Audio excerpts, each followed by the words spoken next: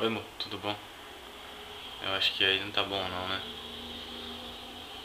Aí eu quero falar pra você que eu ando meio distraído. Eu esqueci das pessoas, principalmente de você. Que a conversa que a gente teve ontem foi muito boa e que me fez despertar e que eu tava vendo, ou seja, você me lembrou que eu não tava sendo o Diego, eu mesmo. Tava sendo outra pessoa, se tornando assim uma pessoa meio esquecida dos outros.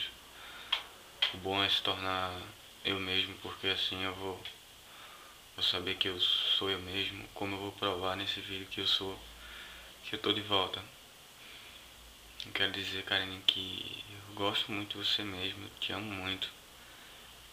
Eu agora falo pra você que toda a verdade sinto mais falta ainda do que há outros dias atrás, porque não é fácil não ficar num hotel, longe ou qualquer coisa, né? Longe de você, pessoas que você não confia, assim, que você não conhece direito.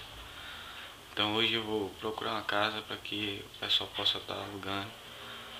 E aí eu trazendo você por minha vez, né? Para que você possa estar do meu lado para sempre. Para onde eu for, você tá comigo. Te admiro muito como minha esposa e gosto muito de você mesmo. Eu amo muito você. E eu quero dizer que você é minha vida mesmo. Eu tô aqui hoje no hotel aqui, meio triste e super. E como você tá aí. Mas bota na sua cabeça uma coisa. Eu te amo muito, não troco.